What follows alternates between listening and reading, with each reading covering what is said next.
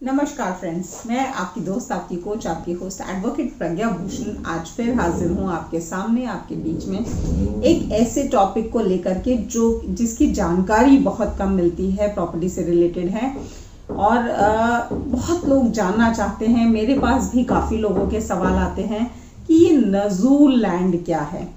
ये एक typical word सुनने में आता है। कई बार आप लैंड्स देखने जाते हैं, खाली लैंड्स पड़ी होती हैं और उस पर बोर्ड लगा होता है नजूल लैंड का। काफ़ी ऐसे प्रॉपर्टी डीलर्स होते हैं या बिल्डर्स होते हैं जो जानना चाहते हैं कि मैम ये नजूल लैंड काफ़ी सस्ते में बिक रही है, अच्छी लोकेशंस हैं, तो क्यों ना इन्हें खरीद लिया जाए और इन पे हम कंस्ट्रक्शन कर लें। तो क्या नजूल लैंड खरीदी जा सकती है? क्या नजूल लैंड को खरीदने का कोई अलग प्रोसीजर है? तो ये काफ़ी सारे सवाल हैं नजूल लैंड को लेकर के, जो कि मैं आज क्लियर करने वाली हूँ कि नजूल लैंड की शुरुआत कैसे हुई हमारे देश में, ये होता क्या है और इसको खरीदना या बेचना पॉसिबल है कि नहीं है। पॉसिबल है तो उसका क्या प्रोसीजर है, अगर नहीं पॉसिबल है तो उसको खरीदने या बेचने के क्या रेपरकशंस हैं, उसके क्या कॉन्सिक्वेंसेस हो सकते हैं। तो अगर आप मेरे चैनल पे फर्स्ट टाइम आए हैं तो सबसे पहले तो इसे सब्सक्राइब कर लीजिए ताकि इस तरह के यूजफुल वीडियोस रेगुलरली आपको मिलते रहें। बेल आइकन ज़रूर दबा दीजिएगा ताकि कोई भी नोटिफिकेशन आपसे मिस ना हो। तो दोस्तों, बात करते हैं नजूल लैंड की कि ये क्या चीज़ है, कैसे ये आया एग्जिस्टेंस में। तो बेसिकली अंग्रेज रूल किया करते थे भारत को और ब्रिटिश साम्राज्य हुआ करता था भारत में 1947 से पहले, और उन्हीं का रूल चलता था। तो जो पहला विद्रोह हुआ अंग्रेज सरकार के खिलाफ, दैट वाज इन 1957, जब एक विद्रोह का बिगुल बजा पूरे देश में, देश के कई कोनों में अंग्रेजों के खिलाफ। तो ऐसे में जब विद्रोही खड़े हुए और अंग्रेजों ने उनको मारना शुरू कर दिया, गायब हो गए काफ़ी सारे मार दिए गए। तो ऐसे में अंग्रेजों ने एक मुहिम शुरू की कि जो भी ऐसी ज़मीनें थीं जिनका कोई वारिस नहीं बचा था या जिसका कोई मालिक नहीं था, उन ज़मीनों को अपने कब्जे में लेना शुरू कर दिया, उसको स्टेट लैंड डिक्लेयर करना शुरू कर दिया। और अगर हम रानी की झांसी जो थी, रानी लक्ष्मीबाई, अगर हम उनकी हिस्ट्री पढ़ते हैं तो उसमें भी देखने को आता है जब राजा गंगाधर राव का मृत्यु हो गई और उनका कोई वारिस नहीं था, उनकी अपनी कोई संतान नहीं थी, कोई मेल मेंबर नहीं था फैमिली का, तो अंग्रेजों ने कहा कि वो झांसी के राज्य को पूरा का पूरा अपने अंडर ले लेंगे, स्टेट की गवर्नेंस के अंडर ले लेंगे। तो ये जो प्रोसीजर था, ये जो बिना मालिक के या मालिक की एब्सेंस में जो खाली लैंड को स्टेट टेक ओवर कर लेती थी, इस लैंड को नजूल लैंड का नाम दिया गया। यानी कि जिसका कोई मालिक नहीं है, जो कि किसी के द्वारा ओन्ड नहीं है लैंड, किसी का मालिकाना हक नहीं है जिस लैंड पे, उसको सरकार जो है, it gets escheated upon the government. इस तरह की लैंड को नजूल लैंड कहा जाता है। अब बात करते हैं आज के सिनेरियो की कि ये तो हिस्ट्री हुई, इसमें 1957 से लेकर के 1857 से लेकर के 1892 तक ऐसी बहुत सारी लैंड्स को कब्जा किया गया, अंग्रेजों ने टेक ओवर कर लिया और ये सारी लैंड्स नजूल लैंड कहलाई और ये देश के काफ़ी कोनों में मौजूद हैं, देश के काफ़ी हिस्सों में मौजूद हैं। यूं कहा जाए कि जहां जहां विद्रोह की चिंगारी जली, जहां जहां 1857 का वॉर ऑफ म्यूटिनी हुआ, वहां वहां ये नजूल लैंड्स पाई जाती हैं पूरे देश में। और इनफैक्ट इसका दाखिल खारिज भी किया गया अंग्रेजों द्वारा, जो कि 1905 में एक साथ रिकॉर्ड किया गया और उसके दाखिल खारिज हुए, तहसील रिकॉर्ड्स में उनको मेंटेन किया गया, जहां पे ये जो सरकार द्वारा, अंग्रेजी साम्राज्य द्वारा जो लैंड टेक ओवर की गई थी, उनको नजूल लैंड के रूप में दाखिल खारिज करवाया गया और तहसील रिकॉर्ड्स में नजूल लैंड के ही नाम से पाई जाती हैं, आज भी पाई जाती हैं।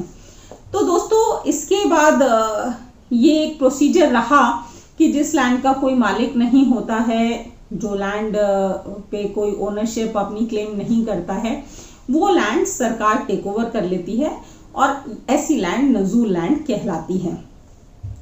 और अगर हम लेटेस्ट लॉज की बात करें तो नजूल लैंड ट्रांसफर रूल्स 1956 हैं जो एग्जिस्ट करते हैं, जिसमें ये बताया जाता है कि नजूल की ज़मीनों को ट्रांसफ़र किया जा सकता है या नहीं किया जा सकता, और इसमें नजूल की ज़मीनों की डिटेल्ड डिस्क्रिप्शन दी जाती है। तो बेसिकली ऐसी ज़मीनें जो सरकार ने टेक ओवर कर ली, जो म्यूनिसिपल बाउंड्री से करीब 2 मील की दूरी पे हो, कम से कम गांव में होती है, ज्यादातर गांव में पाई जाती हैं, और जिसपे सरकार का कोई डेवलपमेंट प्लान नहीं चल रहा है, यानी कि उस पे कुछ सड़क बनाने का, पार्क बनाने का, ग्राम पंचायत बनाने का, ग्राम सभा का ऑफिस बनाने का, कोई हॉस्पिटल बनाने की ऐसी कोई परियोजना एग्जिस्ट नहीं करती है। तो ये जो लैंड्स होती हैं ये नजूल लैंड्स होती हैं, और इसको यूजुअली नजूल लैंड ट्रांसफर रूल्स 1956 के तहत डील किया जाता है। तो दोस्तों बात करते हैं कि क्या इस लैंड को खरीद बेच करना पॉसिबल है कि नहीं है। तो पहली चीज कि ये लैंड जो है ये खरीद बेच नहीं की जाती है यूजुअली, और ये जो सरकार है, स्टेट गवर्नमेंट यूजुअली इसको लीज पे देती है, और इसमें प्रेफरेंस दी जाती है कि ये बैकवर्ड क्लासेस को लीज पे दी जाए। अगर इसके अलग से यूनिट्स डिफाइंड है, मैं आपको बताना चाहूंगी कि अगर ये इरिगेटेड लैंड है, यानी कि जिसपे सिंचाई हो सकती है, सिंचाई लायक लैंड है, तो 3 एकड़ का 1 यूनिट बनता है। अगर ये नॉन इरिगेशनल लैंड है तो 6 एकड़ का 1 यूनिट बनता है, और अगर ये बंजर भूमि है, बंजर लैंड है, तो 9 एकड़ का 1 यूनिट बनता है। तो इसमें जनरली जो प्रोसीजर फॉलो होता है कि जो व्यक्ति लीज पे लेता है, इस लैंड को अलॉट की जाती है, वो जनरली बैकवर्ड क्लास का होता है या शेड्यूल कास्ट में होता है, जिसको लीज पे दी जाती है, और इसको लैंडलेस यानी कि इसके पास अपनी जमीन नहीं है जुताई के लिए, और वो यहाँ पे जुताई बुआई कर रहा है, फसल उगा रहा है, तो उसको अलॉट कर दी जाती है लीज पे, जो कि मैक्सिमम जो उसकी लिमिट है वो 1 यूनिट होती है। यूनिट्स मैंने अभी आपको बताई कि इरिगेटेड लैंड में 3 एकड़, नॉन इरिगेटेड लैंड में 6 एकड़ और बंजर भूमि में 9 एकड़। तो मैक्सिमम 1 यूनिट जो है एक व्यक्ति को अलॉट की जा सकती है। इसमें अगर उस व्यक्ति के पास ऑलरेडी थोड़ी जमीन है, वो कंप्लीटली लैंडलेस नहीं है, तो क्या होगा, उस केस में उसकी खुद की जमीन और जो जितनी लैंड अलॉट की गई है वो मिला करके 1 यूनिट मैक्सिमम होना चाहिए।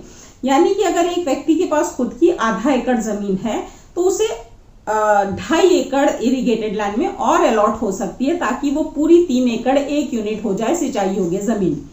तो इस तरह से इसका एलोकेशन का प्रोसेस है।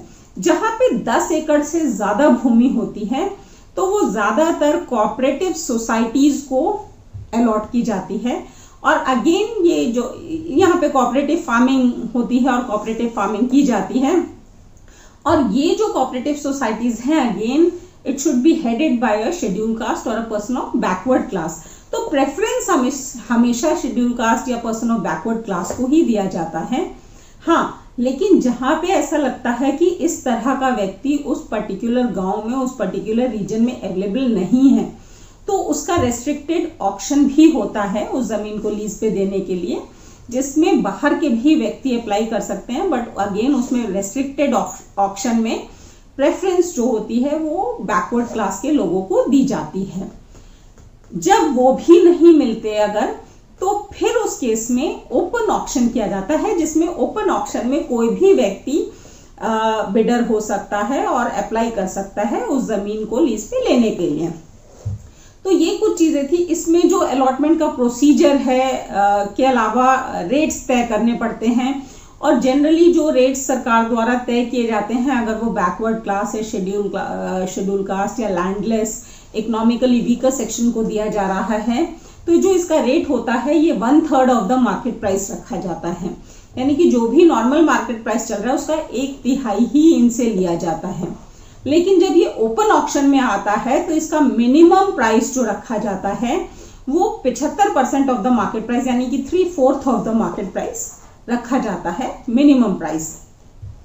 तो ये कुछ चीजें थी नजूल लैंड को लेकर के।